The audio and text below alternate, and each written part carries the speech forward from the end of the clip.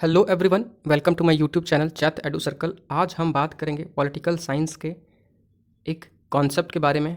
Collective security क्या होता है, उसका नेसेसरी कंडीशंस क्या है और उसका रोल क्या है, क्या रोल यूएन प्ले करता है। यूएनओ यूनाइटेड नेशन ऑर्गेनाइजेशंस का क्या रोल है इसमें, चलो देखते हैं।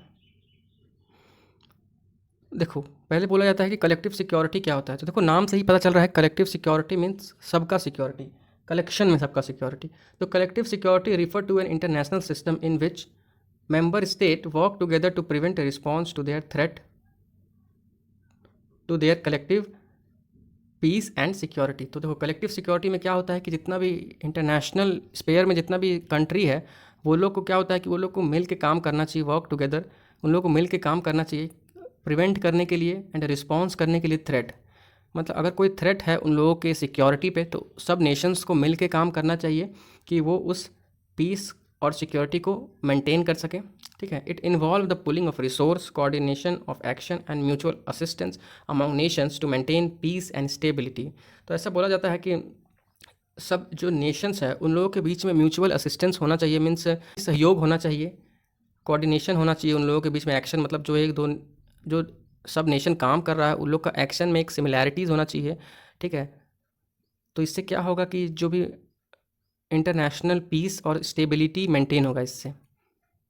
The concept of collective security is closely associated with the role of United Nation. अब देखो, जो कॉन्सेप्ट है कलेक्टिव सिक्योरिटी मीन्स सबका सिक्योरिटी, वो बहुत ज़्यादा मीन्स बहुत नज़दीकी, बहुत क्लोजली रिलेटेड है यूनाइटेड नेशन से in maintaining global peace and security. Here are necessary condition for success and the role of collective security under UN. तो देखो, यहाँ पे कुछ पॉइंट्स दिया हुआ है जिससे हम लोग समझ सकते हैं कि कैसे ये चीज़ को हम लोग मीन्स कलेक्टिव सिक्योरिटी को इंश्योर कर सकते हैं। नेसेसरी कंडीशन फॉर सक्सेस, देखो पहला क्या है, विलिंगनेस टू कोऑपरेट। इसमें बोला जा रहा है कि हर मेंबर है, जो भी स्टेट, जितना भी पूरे वर्ल्ड में कंट्री है, सबको विलिंगनेस में सबको चाहना चाहिए कि वो लोग एक दूसरे को कोऑपरेट करें कॉमन गोल के लिए। मीन्स जितना भी नेशन है पूरे वर्ल्ड में, सब लोगों को मिलकर काम करना चाहिए, एक दूसरे को सहयोग करना चाहिए। और क्या किस लिए करना चाहिए कि ग्लोबल पीस जो है और ग्लोबल सिक्योरिटी क्या हो सके, मेंटेन हो सके। They should recognise the importance of collective security. उन लोगों को समझना चाहिए कि कलेक्टिव सिक्योरिटी कितना इंपॉर्टेंट है, उन लोगों को सपोर्ट करना चाहिए इंटरनेशनल लॉ को।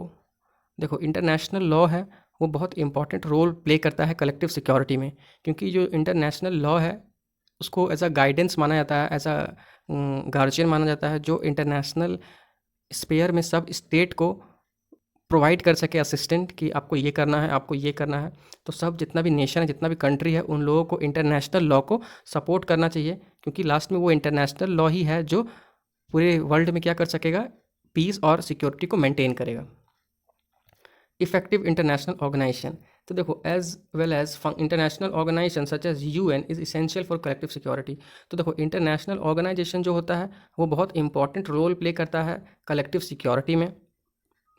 तो इसके पास देखो, इंटरनेशनल जो ऑर्गेनाइजेशन है जैसे यूएन, वर्ल्ड बैंक, आईएमएफ, ये लोग जो इंटरनेशनल ऑर्गेनाइजेशंस हैं, इन लोगों के पास अथॉरिटी है, कैपेसिटी है इन लोगों के पास कि क्या कर सके, ये लोग मेडिएट कर सके कॉन्फ्लिक्ट को। मीन्स मध्यस्थता, अगर दो नेशन कोई देश के बीच में एक लड़ाई हुई है, तो इन लोगों के पास इतना कैपेसिटी है, इतना अथॉरिटी है, पावर है इन लोगों के पास कि ये लोग क्या कर सके, मध्यस्थता करा सके।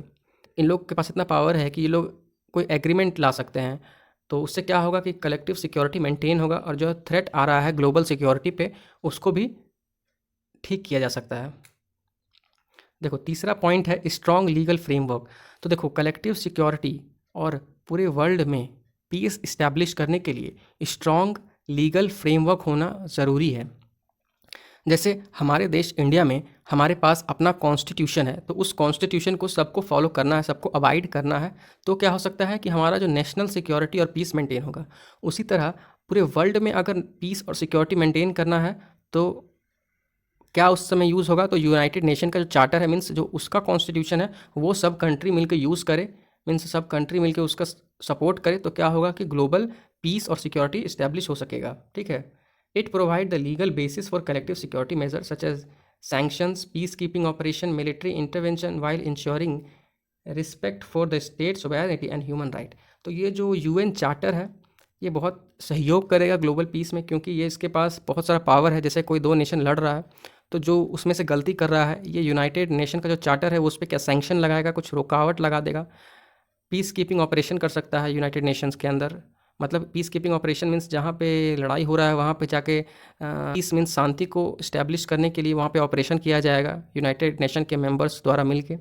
मिलिट्री इंटरवेंशन, अगर समझ लो दो नेशन लड़ रहे हैं और यूएन बोल रहा है कि मत लड़ो और वो लोग नहीं सुन रहा है, तो फिर यूनाइटेड नेशन के जो मेंबर है उसका आर्मी लोग वहाँ जाके फोर्सफुली उस वॉर को क्या करेगा, स्टॉप करेगा। तो ये इतना पावर है यूएन चार्टर का। अगर कोई स्टेट का सोवरेनिटी पे मीन्स उसका जो गणतंत्र है, जो उसका जो पावर इन्जॉय कर रहा है, उस पर कोई थ्रेट आता है तो वो भी यूएन चार्टर क्या करेगा, उसको भी स्टेबिलिटी प्रोवाइड करेगा। ह्यूमन राइट का कहीं वायलेशन हो रहा है, कहीं जेनोसाइड हो रहा है, तो उसको भी यूनाइटेड नेशन का जो चार्टर है वो स्टॉप करेगा। चौथा है consensus based decision making. Means consensus means decision making based decision making क्या होता है, मीन्स सबको जो है एक साथ मिल के, कंसेंस मीन्स सबको एक राय होना चाहिए और सब एक दूसरे के साथ मिलकर डिसीजन बनाएं। Collective security required decision making process that foster consensus among member state. तो जितना भी मेंबर स्टेट है इंटरनेशनल ऑर्गेनाइजेशन में, तो उन लोगों को मिलकर डिसीजन बनाना चाहिए, क्योंकि ये इंश्योर करेगा action taken are widely accepted and supported, enhance the legitimacy and effective of the collective security effort. तो अगर देखो सब नेशंस मिलकर कोई भी डिसीजन ले रहा है तो वो लेजिटिमेट डिसीजन होगा, क्योंकि वो सबके द्वारा मिलकर लिया गया है, वो इफेक्टिव डिसीजन होगा और वो कलेक्टिव सिक्योरिटी को बहुत ज़्यादा जो है उसको सपोर्ट करेगा। तो देखो अब क्या है role of collective security under UN. तो कलेक्टिव सिक्योरिटी का जो मेंटेन करने का रोल है वो यूएन कैसे करता है। जैसे देखो प्रिवेंशन ऑफ कॉन्फ्लिक्ट। तो देखो प्राइमरी रोल होता है कलेक्टिव सिक्योरिटी का is to prevent conflict and maintain peace. तो कलेक्टिव सिक्योरिटी मीन्स सबसे उसका प्राइमरी रोल क्या है कि कॉन्फ्लिक्ट, लड़ाई झगड़े को रोक सके और पीस को मेंटेन कर सके। इसमें यूएन सिक्योरिटी काउंसिल जो है वो बहुत इंपॉर्टेंट रोल प्ले करता है, क्योंकि ये लोग क्या कर सकता है, ये लोग कोई रिजोल्यूशन को पास कर सकता है, सैंक्शन को इम्पोज कर सकता है एंड इस्टेब्लिश। तो ये लोग आर्म्स फोर्स को क्या कर सकता है, डिप्लॉय कर सकता है जहाँ पे भी लड़ाई झगड़ा हो रहा है जो कंट्री में। ऑथोराइज मिलिट्री इंटरवेंशन, मतलब मिलिट्री को भी भेज सकता है। तो ऐसा बोला जाता है कि यूएन का बहुत इंपॉर्टेंट रोल है प्रिवेंशन ऑफ कॉन्फ्लिक्ट में। ठीक है। दूसरा है पीस कीपिंग ऑपरेशन। जो यूनाइटेड नेशन है वो डिप्लॉय कर सकता है peace keeping forces to the area जो अफेक्टेड है किस से, रिस्क ऑफ वायलेंस है जिस वहाँ जहाँ पे अगर देखो कोई एरिया है जहाँ अफेक्टेड है किस चीज़ से, वॉर से, तो वहाँ पे पीस कीपिंग ऑपरेशन कर सकता है यूनाइटेड नेशन। और समझ लो कोई एरिया ऐसा है जहाँ पे रिस्क है कि यहाँ वायलेंस हो सकता है, तो वहाँ भी वो लोग पीस कीपिंग फोर्स को इस्टेब्लिश कर सकता है। These force compose to troops contributed to member state. देखो और ये सब यूएन के पास अपना फोर्स तो कुछ है नहीं, तो वो लोग फोर्स कहाँ से लाएगा, तो जो जो कंट्री उसका मेंबर है वो लोग अपना फोर्स को प्रोवाइड करेगा यूनाइटेड नेशन को, जो यूनाइटेड नेशन के फ्लैग के अंदर जाएगा उस कंट्री में और पीस कीपिंग ऑपरेशंस को परफॉर्म करेगा। तो जिससे क्या हो सकेगा कि इस जो उस वहाँ का कंट्री का सिचुएशन है वो स्टेबलाइज होगा। वो लोग फिर क्या कर सकता है कि वहाँ के सिटीजन्स को बचा सकता है, पॉलिटिकल प्रोसेस को फिर अच्छे तरीके से, मान के चलो कि नहीं चल रहा था तो फिर उसको अच्छे तरीके से कोऑर्डिनेट कर सकता है and create a condition for piece and security. और क्या करेगा, फिर एक पीस और सिक्योरिटी का कंडीशन बनाएगा। डिसआर्मामेंट एंड नॉन प्लॉरिंग। तो डिसआर्मामेंट मतलब क्या होता है कि जिस नेशन के पास बहुत ज़्यादा आर्म्स एंड एम्यूशन है उससे क्या करो कि उससे वहाँ से हटाओ, उस वेपन्स को उनके पास से हटा दो। ठीक है। The UN play a crucial role in the disarmament and non proliferation efforts.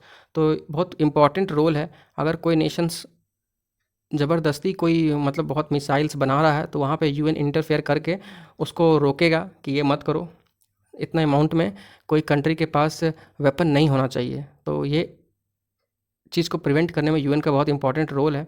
In administration such as treaty on the non proliferation of nuclear weapon.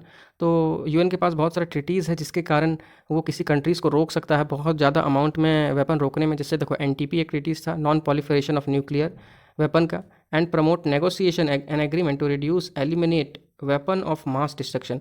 तो यहाँ पे यूएन क्या कर सकता है कि कोई कंट्री को सजेस्ट कर सकता है कि तुम इतना अमाउंट में वेपन नहीं रख सकते हो, क्योंकि ये मास डिस्ट्रक्शन मीन्स बहुत ज़्यादा अमाउंट में लोगों का और प्रॉपर्टीज़ का डिस्ट्रक्शन करेगा, thereby enhancing collective security. तो इन सब चीज़ों से यूएन का जो चार्टर हो गया, यूएन का जो ट्रीटीज़ हो गया, तो उन सब चीज़ों से नेगोशिएशंस के कारण, एग्रीमेंट के कारण ग्लोबल जो सिक्योरिटी पे थ्रेट है उसको यूएन जो है बहुत अच्छे तरीके से काउंटर कर सकता है। Conflict resolution and mediation. तो the UN facilitates diplomatic efforts to resolve conflict. तो यूएन जो है वो डिप्लोमेटिक एफर्ट मीन्स जो ब्यूरोक्रेट्स होते हैं उनको भेज सकता है और उससे क्या कर सकता है कि कोई भी नेगोशिएशन बातचीत से कॉन्फ्लिक्ट को ख़त्म कर सकता है, मध्यस्थता करा सकता है एंड पीस कीपिंग टॉक्स भी कंडक्ट करा सकता है। It provide a platform for dialogues, help to build trust among parties and offer equal solution to disputes. तो यूएन जो है बहुत इंपॉर्टेंट रोल प्ले करता है कहाँ पे, जब कहीं कहीं पे कॉन्फ्लिक्ट होता है तो कॉन्फ्लिक्ट को रिजॉल्व कराने में, उसको मीडिएशन कराने में बहुत इंपॉर्टेंट रोल है। यूएन क्या कर सकता है कि डिप्लोमेट्स प्रोवाइड कर सकता है और फिर उस पर डिसीजन दे सकता है। एक प्लेटफॉर्म प्रोवाइड करता है यूएन, जहाँ पे दो नेशन जहाँ जिसके बीच में वॉर हो रहा है वो लोग बैठ के बात कर सकें, सॉल्यूशन निकाल सकें कि पीस कैसे इस्टेब्लिश किया जाए और सिक्योरिटी कैसे मेंटेन किया जाए। इंटरनेशनल क्रिमिनल जस्टिस क्या होता है? देखो, इंटरनेशनल क्रिमिनल जस्टिस कोर्ट है एक, जिसको आईसीसी कहा जाता है। ये जो है ये यूनाइटेड नेशन में ही एक सेशन होता है जिसको international criminal court of justice कहते हैं। ठीक है, तो the UN support the international criminal court and other international tribunal. तो इसको बहुत सपोर्ट करता है UN to hold individual accountable for war crime. अगर कोई नेशन क्राइम कर रहा है, वॉर कर रहा है, तो वो उसको क्या हो सके, उसको बता सके कि तुम ये गलत कर रहे हो। तो इंटरनेशनल क्रिमिनल जस्टिस क्या होता है, यहाँ पे फैसला सुनाता है कि कौन सही है कौन गलत है। अगर कोई नेशन जेनोसाइड कर रहा है, मीन्स जो लोग माइनॉरिटी है उसको मार रहा है किसी कंट्री में, क्राइम अगेंस्ट ह्यूमैनिटी, अगर ह्यूमैनिटेरियन क्राइम कर रहा है, तो इंटरनेशनल क्रिमिनल जस्टिस कोर्ट में क्या होता है, यूनाइटेड नेशंस जो है वो फैसला भी सुनाता है। तो ये भी बहुत इंपॉर्टेंट रोल प्ले करता है United Nation. This promote justice and contribute to deterrence, strengthen collective security. तो ये जो है क्या करता है, निवारण देता है, मीन्स प्रमोट करता है, जस्टिस को प्रमोट करता है, और कहीं पे इस तरह का प्रॉब्लम है तो उसका निवारण सॉल्यूशन देता है। ठीक है, स्ट्रेंथन करता है कलेक्टिव सिक्योरिटी को। स्ट्रेंथन मीन्स मजबूत करता है यूनाइटेड नेशन। कंक्लूजन की बात करें तो collective security under the UN is not without challenges. तो यूएन में भी जो असेंबली बैठता है वहाँ भी बहुत सारा चैलेंजेस है, as it depend on the political will of the member state and faces limitation in case where major power exercise veto power. तो देखो, यूएन जो है वो तो है एक इंटरनेशनल ऑर्गेनाइजेशन, पर उसका मेंबर कौन लोग है, उसका मेंबर जो है स्टेट्स, जैसे इंडिया हो गया, पाकिस्तान हो गया, चाइना हो गया, यूएसए हो गया, रशिया हो गया। तो इसका मेंबर्स तो कंट्रीज़ है ना। यूएन तो एक इंटरनेशनल ऑर्गेनाइजेशन, पर इसका मेंबर्स तो कंट्रीज़ है। तो कंट्रीज़ लोग, जितना भी कंट्रीज़ है, वो लोग अपना पॉलिटिकल विल के कारण क्या करता है, कभी कभी अपना वीटो पावर यूज़ कर लेता है, जिसके कारण क्या होता है कि अनफेयर सिचुएशन उन लोग, मतलब कहीं पे मान के चलो कि गलत हो रहा है, पर अपने प्रॉफिट के लिए वो लोग वीटो पावर यूज़ कर लेता है। ठीक है ना, वीटो पावर एक ऐसा पावर होता है जिससे कोई कंट्री जो है वो यूज़ कर सकता है, जैसे यूएस, चाइना, रशिया, ये सब कंट्री के पास वीटो पावर है। मीन्स अगर ये लोग वीटो पावर दे देता है तो इन लोगों के पास वोटिंग का पावर, मतलब बहुत ज़्यादा पावर रहता है इन लोगों के पास। तो अपना पॉलिटिकल विल को वो लोग फुलफिल कर लेता है वीटो पावर से। तो हम लोग ऐसा नहीं बोल सकते कि यूनाइटेड नेशन भी पूरा प्योर है। वहाँ भी पॉलिटिकल विल के कारण बहुत सारे मेंबर स्टेट जो है वो लोग वीटो पावर को यूज़ करके प्रॉब्लम क्रिएट कर सकता है in case where. Nevertheless the United Nation and collective security remains vital in addressing global security challenges and promote a major peaceful world order। फिर भी जो यूनाइटेड नेशन है वो कलेक्टिव सिक्योरिटी के लिए बहुत वाइटल रोल प्ले करता है। ग्लोबल सिक्योरिटी को जो चैलेंजेस आ रहा है उसको वो काउंटर करता है एंड प्रमोट करता है major peaceful and world order. Means world order में पीस कैसे मेंटेन किया जाए उसके लिए फिर भी यूएन जो है वो काम करता है। अब थोड़ा मोड़ा ऊपर नीचे तो सब जगह लगा ही रहता है। ठीक है, तो this is all about this video. Thank you for watching. Please do like, share and subscribe. If you have any doubt related to this video, you can kindly ask in the comment section. I will try to answer it as soon as possible.